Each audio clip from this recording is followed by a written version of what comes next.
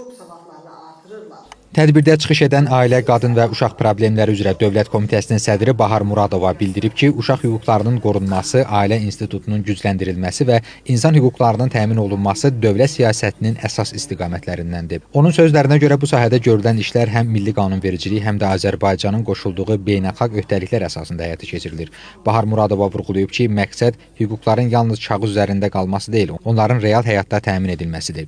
Tədbirə onlayn qoşulan tədqiqatçı Qoşqar Məhərrəmov bildirib ki, müasir informasiya mühitində uşaqların düzgün hüquq düşüncəsinin formalaşdırılması xüsusi əhəmiyyət daşıyır. Kitabda yer alan müxtəlif ölkələrin qabaqcıl təcrübələrinin və innovativ yanaşmaların öyrənilməsi və tətbiqi uşaqların hüquq mədəniyyətinin inkişafına mühüm töhfə verə bilər. Kitabın müəllifi Azərbaycan Respublikası Vəkillər Kollegiyasının üzvü Abil Bayramov kitab haqqında məlumat verərək bildirib ki, sözügedən vəsait uşaqlarda hüquq düşüncəsinin və hüquq mədəniyyətinin formalaşmasına yönəlib. Məqsəd təkcə hüquqi biliklərin verilməsi deyil, eyni zamanda onların dəyərlərə çevrilməsi və gündəlik davranışında tətbiq olunmasına dəstək olmaqdır.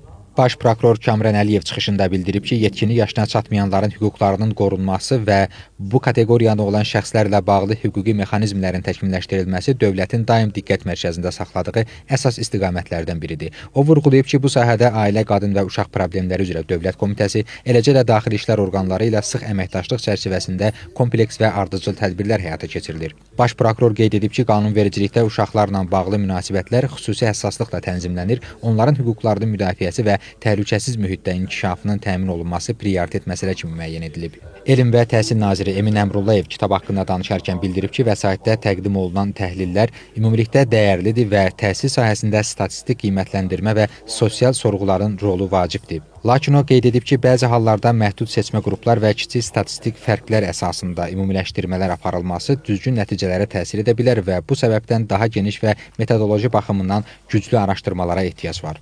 Azərbaycan Respublikası Vəkillər Kollegiyasının rəyasət heyətinin sədri Anar Bağırov çıxışında hüquq təhsilinin praktiki tərəfindən gücləndirilməsinin vacibliyini vurğulayıb. Azərbaycan Respublikası Daxili İşlər Nazirinin müavini İsmət Əliyev bildirib ki, uşaqların və gənclərin hüquqlarının qorunması, onların təhlükəsiz mühitdə formalaşması dövlət siyasətinin əsas prioritetlərindəndir. O qeyd edib ki, müasir dövrdə sosial şəbəkələr və rəqəmsal mühitin genişlənməsi yeni çağırışlar yaradır və bu səbəbdən maarifləndirmə tədbirləri daha da gücləndirilməlidir. Sonda çıxış edən hüquqi Ekspertiza və Qanunvericilik Təşəbbüsləri Mərkəzinin icraçı direktoru Samir Mahmudov bildirib ki, mövcud problemlərin həllində ilk növbədə təhlükə yaradan amillərin aradan qaldırılması, eləcə də uşaqlarla və valideynlərlə sistemli iş aparılması xüsusi əhəmiyyət daşıyır. O bildirib ki, əgər bir uşaq və ya yeniyetmə məlumatı düzgün dəyərləndirməyə psixoloji olaraq hazır deyilsə, bu təhsil prosesinə də birbaşa təsir göstərir. Ona görə də təhsil sisteminin inkişafı ilə yanaşı psixoloji hazırlıq və maarifləndirmə işlərinə də xüsusi diqqət yetirilməlidir. Tədbir müzakirələrlə davam edib. Atabəy Səyyad, Zaur Həsənov, NTV Xəbər, Bakı.